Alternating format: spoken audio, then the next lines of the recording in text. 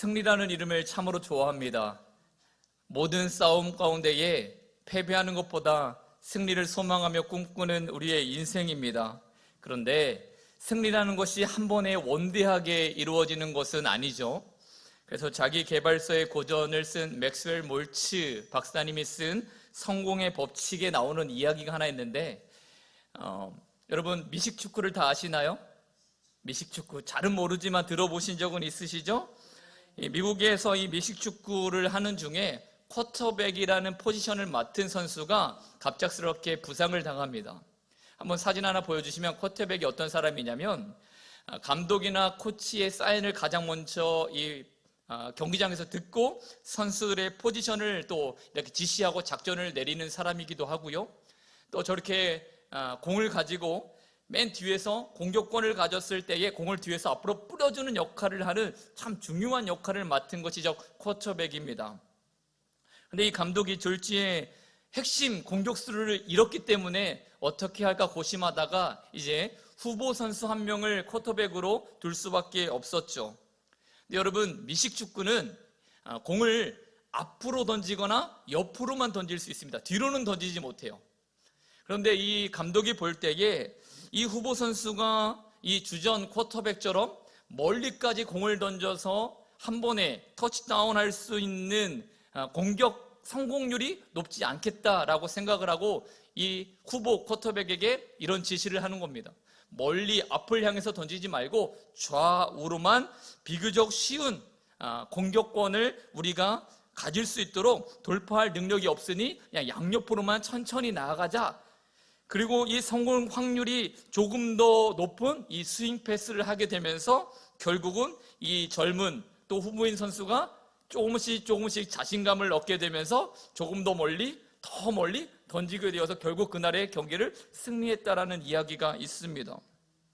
여러분, 이 이야기에서 들려주는 게 뭐냐면요, 큰 원대한 성공을 한 번에 이룰 수 있는 사람은 없다라는 거죠.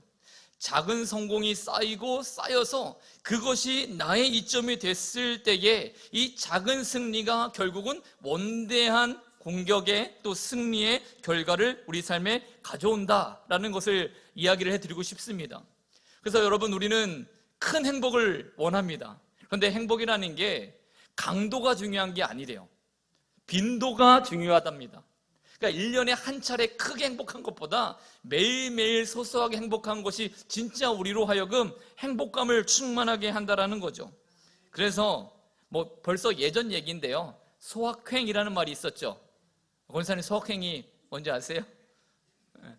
들어는 봤죠. 제일 크게 대답하셔서 저는 아시는 줄 알고. 소소한 확정적인 행복인가요?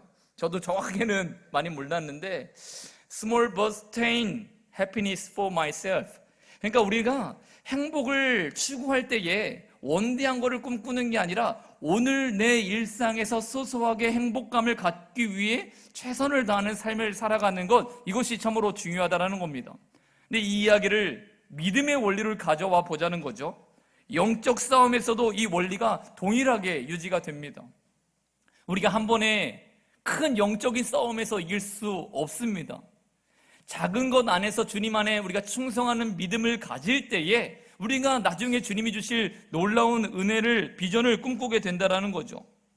오늘 우리가 이 예배를 드리는 자세부터가 참 중요합니다. 내가 오늘 드리는 이 예배 어떠한 마음으로 참여하고 있는가? 내가 훗날에 주님이 주실 큰 꿈과 비전이 아니라 오늘 이 시간을 통해서 내가 주님께 소원하는 것을 온 마음을 다하여 드리고 있는 것은 맞는가? 그래서 마태복음 25장 21절에 예수님은 이런 말씀을 하셨습니다. 그 주인이 이르되 잘하였다, 착하고 충성된 종아, 내가 적은 일에 충성하였음에 내가 많은 것을 내게 맡기리니 내 주인의 즐거움에 참여할지어다 라고 말하는 이 달란트 비유를 우리가 잘 알 겁니다. 이 5달란트와 2달란트를 받았던 사람이 이 1달란트를 받았던 사람보다 큰 이윤을 남겼습니다. 그것은 사실입니다. 그러면 이 5달란트와 2달란트를 받은 사람이 이 1달란트를 받았던 사람보다 재능이 많아서, 어떤 경제적인 센스가 많아서, 여러분 그래서 이들이 이윤을 많이 남겼습니까? 오늘 이 비유의 말씀은 그렇게 이야기를 하고 있지 않아요. 예수님은 저들이 더 많은 결실을 맺을 수 있었던 이유는 능력이 아니라 하루를 충성스럽게 살았기 때문이다 라고 이야기를 합니다. 그래서 이 주인이 이윤을 전혀 남기지 못했던 이 한 달란트 받았던 사람을 책망할 때에 너는 왜 이윤을 남기지 못하였느냐 라고 혼을 내시지 않았어요. 뭐라고 책망하셨습니까? 마태복음 25장 26절의 말씀과 같이 이야기합니다. 그 주인이 대답하여 이르되 악하고 게으른 종아, 나는 심지 않은 데서 거두고 해치지 않은 데서 모으는 줄을 내가 알았느냐라고 말하면서 내가 무엇을 남겼느냐, 손해를 보았느냐가 아니라 왜 내가 너에게 맡긴 일을 악하고 게으르게 행하였느냐, 그 하루에 내가 너에게 맡긴 그 소임을 왜 충성스럽게 하지 않았느냐라고 말씀하시면서 태도를 책망하는 거죠. 그러니까 오늘 이 5달란트와 2달란트를 받아서 이윤을 남긴 사람은 능력이 있어서가 아니라 하루를 주인의 마음에 합당하게 살아가기 위하여 최선을 다했다라는 겁니다. 하루의 일상을 최선을 다하여 살았던 그 사람이 결국은 원대한 꿈과 원대한 비전을 이루는 사람이 될 줄을 믿습니다.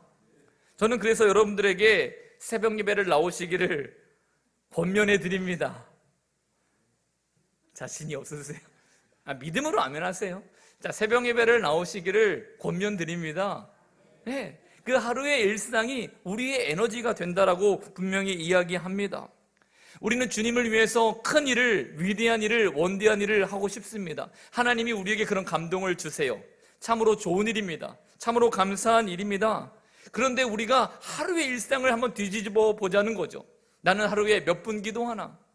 나는 하루에 하나님 말씀을 얼마나 묵상하고 있나? 나는 오늘 하나님이 나에게 주신 사명이 무엇인지 발견하기 위해서 깊은 고민을, 기도를 해본 적은 있나? 원대한 것들을 꿈꾼다라고 말하지만 오늘 일상에 하나님이 주시는 것들을요 까마득히 잊고 살 때가 얼마나 많은지 모르겠어요. 그래서 우리에게 중요한 것은 특별히 거룩한 마음을 주시는 하나님이 우리 삶에 원하시는 믿음의 승리 공식은요 하루하루를 충성스럽게 살아가라는 것입니다. 여러분, 우리 가운데에 우리 영성교회가 하나님께서 더 앞으로 아름답게 쓰실 것을 다 믿으시죠? 또 소망하고 계시죠? 그 소망과 기대가 오늘 이 예배를 통해서 시작을 합니다. 내가 오늘 이 예배를 하루 잘 못 드려도 다음번 예배가 있지 않은가, 그런 마음으로는 안 돼요. 오늘 예배는 오늘뿐입니다. 오늘 우리에게 주시는 하나님의 은혜는 오늘밖에 없다라는 거죠. 내가 이 예배를, 내가 오늘 이 시간을 하나님께 어떤 마음으로 드릴 것인가, 이것이 쌓이고 쌓여서 원대한 일을 꿈꾸게 하시고 우리 영성교회를 통해서 하나님께서 큰 일을 이루게 하실 줄을 믿습니다. 오늘 말씀에 보면 이제 이스라엘 백성들이 여리고 성 전투를 앞두고 있습니다. 우리 사진 이미지 하나 보여주시면 여리고는 이렇게 생겼어요. 성벽의 높이가 무려 7m, 두께가 3m, 그리고 이 성벽은 하나뿐만이 아니라 바깥 성벽이 있고 또 안쪽에 성벽이 있었습니다.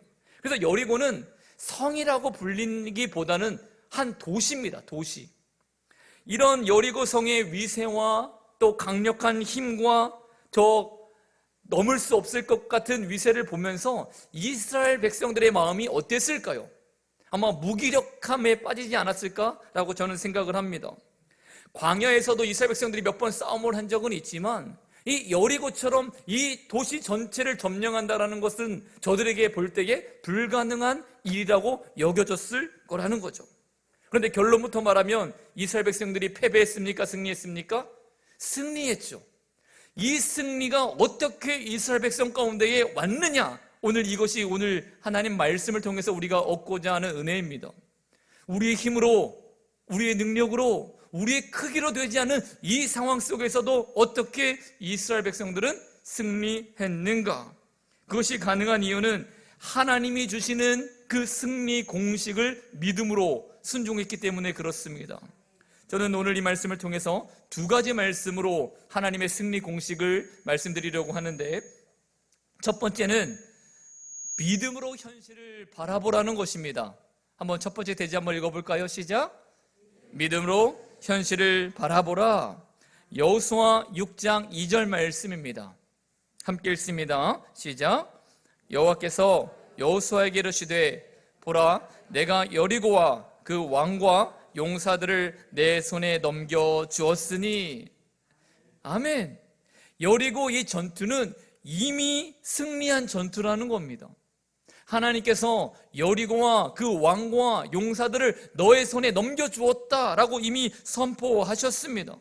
그래서 이 여리고 전투는 싸움은 이기기 위해서 나간 게 아니라 이미 이긴 전쟁을 거두어가는, 이미 보장된 승리를 쟁취하러 나가는 시간이다라고 이야기를 합니다.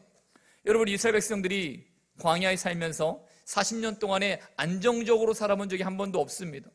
무엇인가 자신들에게 보일 만한, 눈에 보일 만한 성공을 제대로 이뤄본 적도 별로 없습니다.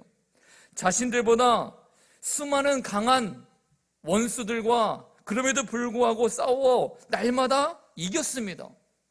이스라엘 백성들이 그 모든 싸움에서 이길 수 있었던 이유가 무엇입니까? 하나님이 동행하셨습니다. 하나님이 이기게 하셨습니다. 하나님께서 그 승리들을 보장해 주셨다라고 이야기를 합니다. 오늘 본문의 1절 말씀을 한번 다시 보시면 무엇이라고 이야기를 합니까? 이스라엘 자손들로 말미암아 여리고는 굳게 닫혔고 출입하는 자가 없더라 했습니다. 지금 여리고 성에 있던 사람들이 문을 굳게 닫고 아무도 성 밖으로 출입할 수 없도록 하고 있다는 이야기죠. 왜 저들이 문을 닫고 출입을 못하도록 막았습니까? 지금 뭐라고 말했죠? 누구 때문에? 이스라엘 백성들로 말미암아, 이스라엘 백성들로 인하여 저들이 두려워서 문을 굳게 닫고 있었다라는 얘기죠. 눈으로 볼 때 누가 누구를 두려워해야 됩니까? 이스라엘 백성들이 여리고성 백성들을 보면서 두려워 벌벌 떨어야 되는데 그 반대라는 겁니다. 오히려 이스라엘 백성들을 바라보면서 이 여리고성에 있는 수많은 사람들이 두려워 성문을 굳게 잠그고 있었다라고 말하죠. 여러분, 혹시 상상이 되십니까? 왜 여리고 사람들은 보잘것없는 나그네와 같았던 이 이스라엘 백성들을 보면서 두려워했을까? 그것이 이스라엘 백성 때문입니까? 아니라는 겁니다. 하나님 때문이라는 거죠. 그런데 실상 이스라엘 백성들은 자신들을 보면서 벌벌 떨고 있는 저들 앞에서 본인들이 오히려 움츠러 들고 있는 겁니다. 참 아이러니한 일이죠. 이스라엘 백성들이 하나님이 약속하신 가나안 땅을 들어가기 전에 동편, 요단강 동편을 건너왔습니다. 그냥 그 동편은 하나님께서 주신 땅이 아니었어요. 그냥 건너오면 되는 땅입니다. 그런데 그 동편에 있었던 헤스본 왕 시몬과 바산 왕 옥이 시비를 걸었어요. 그들이 볼 때에 충분히 이스라엘 백성들을 이길 수 있다 생각을 했겠죠. 그런데 하나님께서 그 땅, 그 왕들을 이기게 하시고 그 요단강의 동쪽 땅까지 이스라엘 백성들이 쟁취할 수 있었습니다. 그리고 요단강을 건널 때에 모맥을 거두는 시기에 범람하던 그 요단강을 누가 건널 수 있으랴라고 했지만 하나님께서 요단강의 물줄기를 끊으시고 그 마른 땅을 이스라엘 백성들에게 건너게 하셨습니다. 이 소문이 가나안 서편에 있는 이 여리고성 백성들에게 들렸다라는 거죠. 하나님의 소리, 하나님이 하신 일, 하나님의 기적, 그 놀라운 일을 이 여리고성 백성들이 들어서 저들이 싸움을 하기도 전에 이미 패배감 가운데에, 두려움 가운데에 저들이 있었습니다. 눈으로 보고 상황으로 볼 때는 전혀 이길 수 없는데 이미 하나님께서 함께 하시니 그 원수들이, 그 큰 장애물들이 벌벌 떨고 있는데 이것을 우리가 보지 못한다라면, 그래서 오늘 첫 번째 승리 공식이 무엇입니까? 현실을 무엇으로 바라보자고요? 믿음으로 바라보자고요. 믿음의 눈이 열리지 않으면 하나님의 그 역사하심을 경험하고도 오히려 세상 가운데에 벌벌 믿는 자가 떱니다. 여러분, 창세기 20장에도 보면 이런 비슷한 이야기가 나와요. 아브라함이 네게브 땅 가데스라는 곳에 도착했을 때에 아비멜렉 왕이 등장을 합니다. 근데 이 아브라함이 아내 사라가 너무나 예뻐서 혹 그냥 빼앗기는 것이 아니라 자기가 죽임당하고 빼앗길까 봐 아내를 누이라고 속이죠. 그래서 이 아비멜렉 왕이 사라의 미모 때문에 그 누이라고 하는 말을 듣자마자 자기의 아내를 삼고자 왕궁으로 데려갑니다. 근데 아브라함이 그걸 그냥 용인을 해요. 근데 그날 밤에 하나님이 꿈에 나타나셔서 아비멜렉에게 엄히 경고합니다. 그리고 그날 밤에 이 아비멜렉이 아하, 이 사라는 아브라함의 누이가 아니라 아내였구나 라는 사실을 알게 돼요. 화가 나요, 안 나요? 화가 나죠. 왕이라면 충분히 다음날 일어나서 아브라함을 불러다가 호되게 혼을 냈든지 감옥에 가뒀든지 아마 그렇게 했을 겁니다. 그런데 이 아비멜렉이 아브라함에게 손조차 못 댑니다. 그의 생명을 조금도 위협하지 않아요. 왜 그렇습니까? 창세기 20장 7절 말씀을 보면 하나님이 전날 밤 이 아비멜렉에게 이렇게 말씀하셨거든요. 이제 그 사람의 아내를 돌려보내라.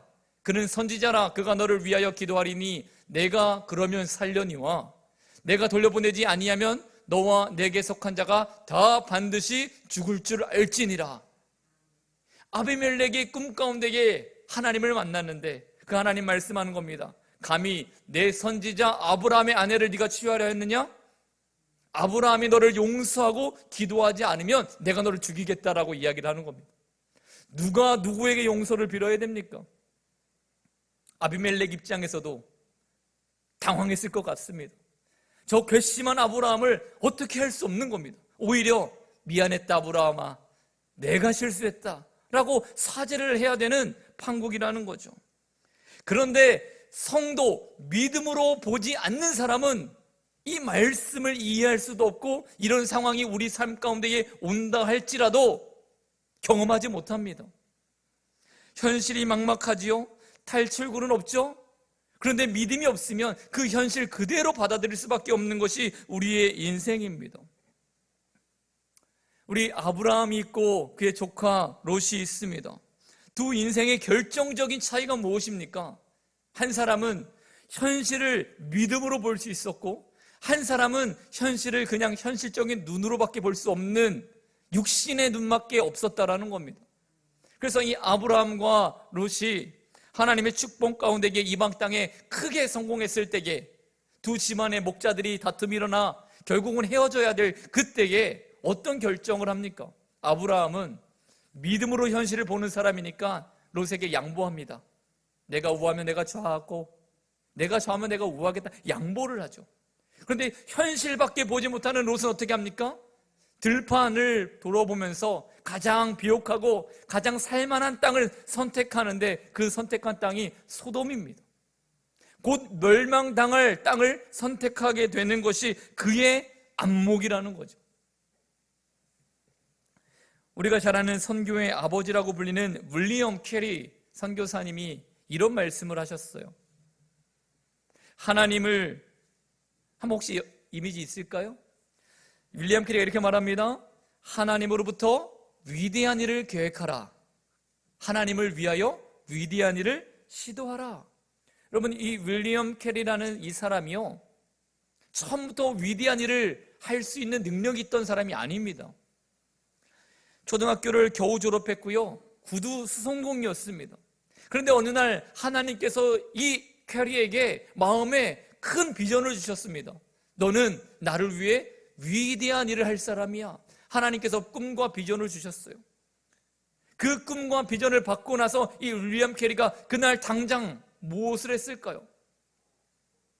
신학교를 입학해서, 아니면 막 하나님 은혜 가운데 하루 막 20시간씩 기도해서 그런 삶을 살았을까요? 아니에요. 똑같이 하루하루를 구두 수송공으로서 삽니다.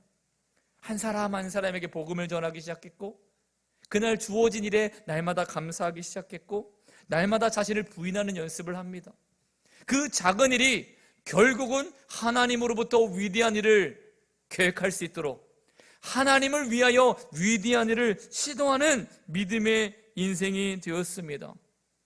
저는 오늘 이 밤에 우리 믿음의 성도들이 이런 꿈과 소망이 있었으면 좋겠습니다.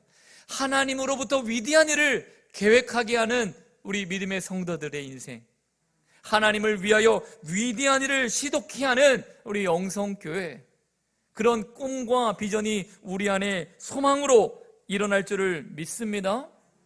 오늘 여리고 이 전쟁에 앞서서 하나님은 분명히 말씀하셨어요. 여리고와 그 왕들과 용사들을 너희 손에 붙였다.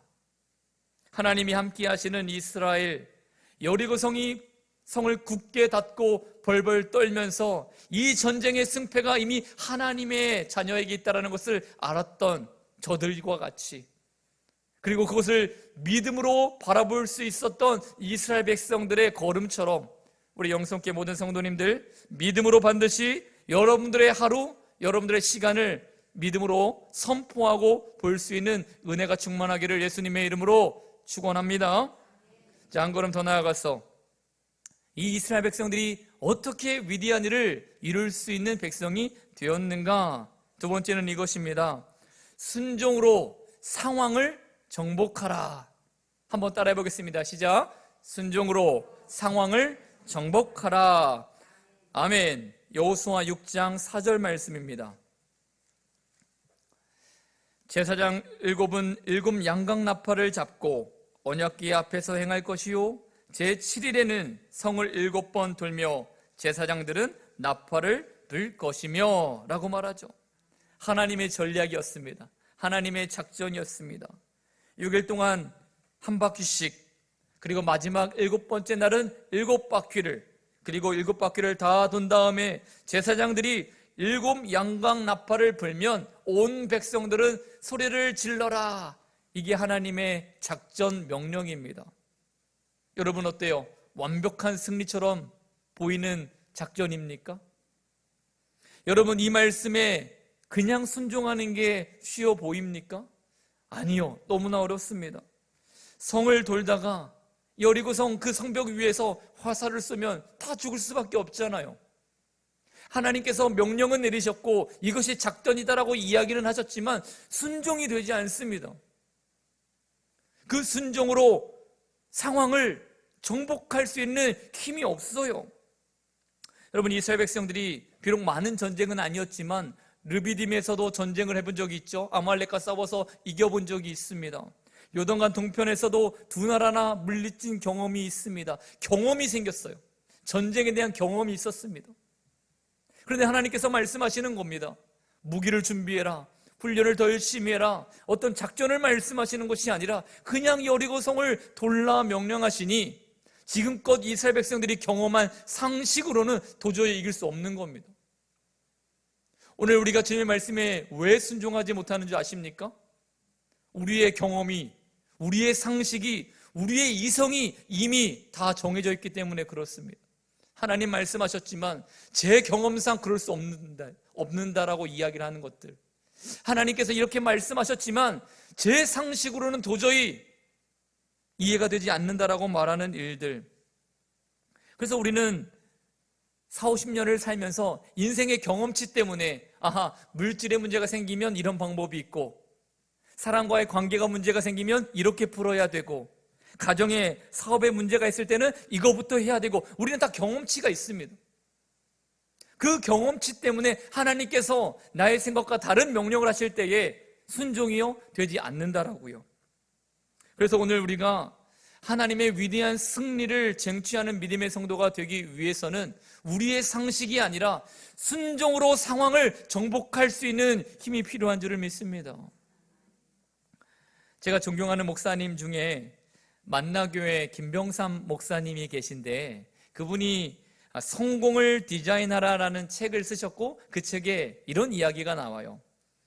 미국의 한 시골 통나무 집에 몸이 너무나 허약했던 남자가 살았습니다. 그런데 그 집 앞에 큰 바위가 있었고 그 바위 때문에 그 집안을 들어갔다 나오는 게 참 불편했대요.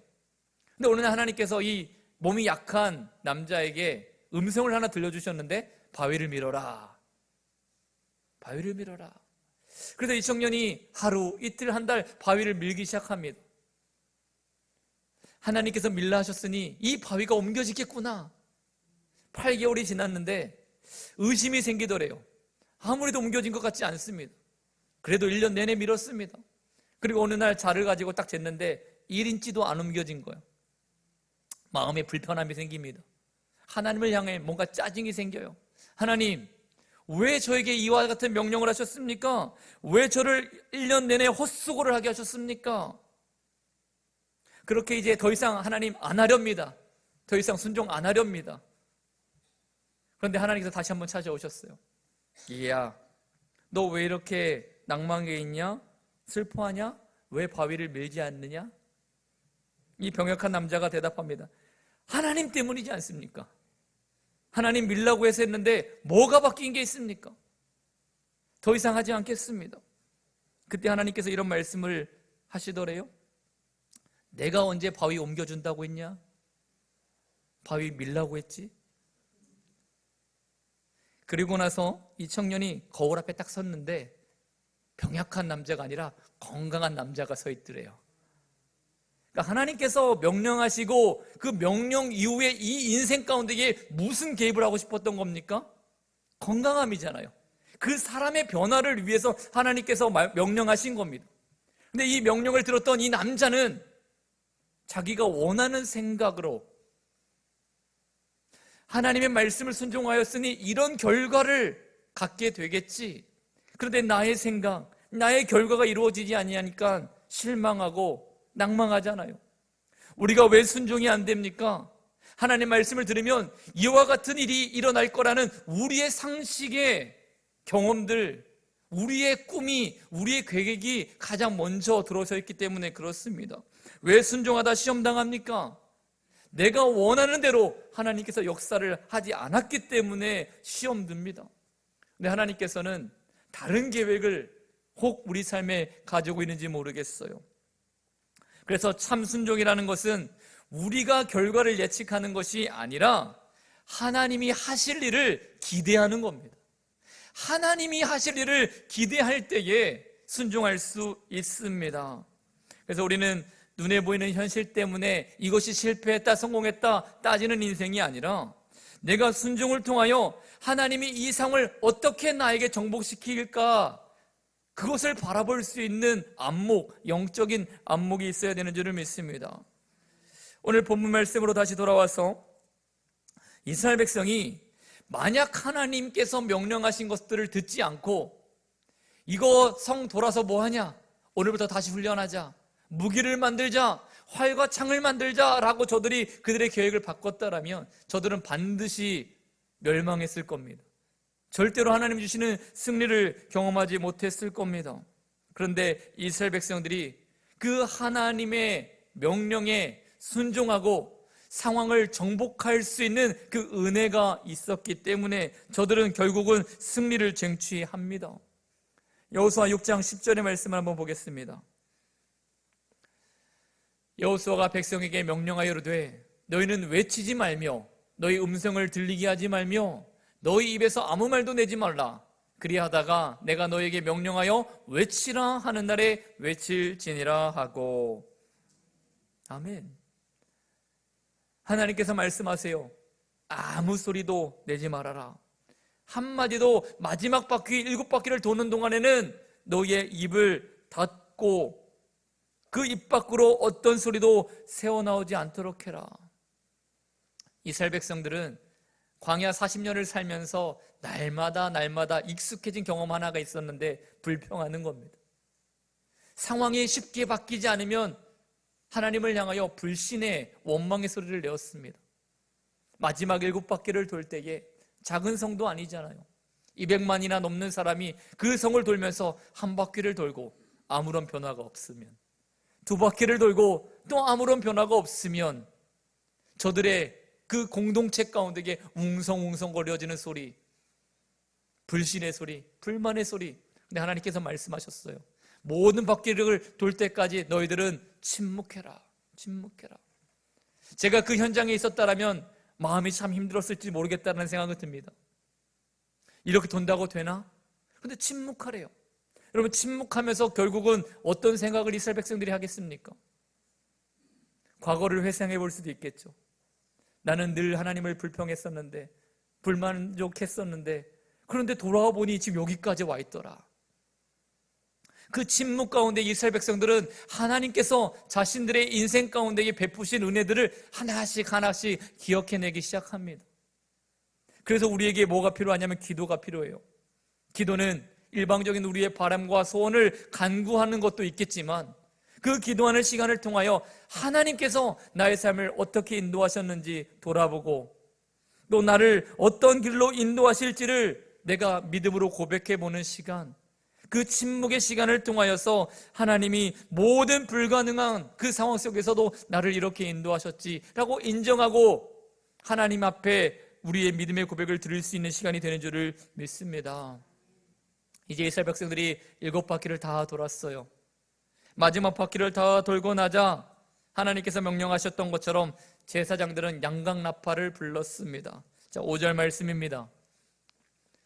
제사장들이 양강나팔을 길게 울려 불어서 그 나팔 소리가 너희에게 들릴 때에는 백성은 다 큰 소리로 외쳐 부를 것이라. 그리하면 그 성벽이 무너져 내리리니 백성은 각기 앞으로 올라갈지니라. 아멘. 양강나팔을 분다라는 것은 하나님을 예배하라는 겁니다. 하나님을 찬양하라는 것입니다. 하나님을 향하여 믿음을 선포하라는 것입니다. 우리 사랑하는 성도 여러분, 여러분들의 입술을 통하여 하나님을 송축하면 여리고 성벽은 무너질 줄을 믿습니다. 여러분들이 하나님을 향하여 거룩한 찬양으로 주님의 이름을 높일 때에 어떤 원수, 절망도 여러분들의 삶을 넘어뜨릴 수 없게 되는 줄을 믿습니다. 여러분들이 온전한 예배자, 성공자가 되면 세상 그 어떤 문제 속에서도 여러분들은 승리할 것입니다.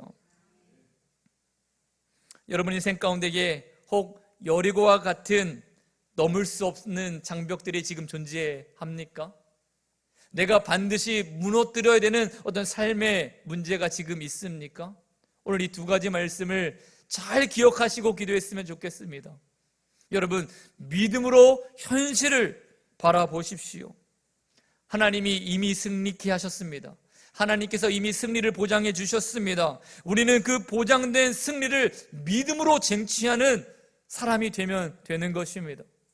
여러분, 순종으로 여러분 상황을 반드시 정복해가는 인생이 되었으면 좋겠습니다. 우리의 경험과 이성이 아니라 하나님 말씀이면 된다라는 확신을 가지고 순종을 해야 됩니다. 왜요? 전쟁은 하나님께 속해 있기 때문에 그렇습니다. 결과를 생각하고 상황을 계산하느라 순종하지 못하는 인생이 아니라 온전히 하나님께 맡겨드리는 인생. 그래서 오늘 이 여리고성을 점령했던 이스라엘 백성들처럼 하나님을 찬양하고 예배하는 거룩한 우리 영성교회 모든 성도님들이 되시기를 예수님의 이름으로 당부드립니다.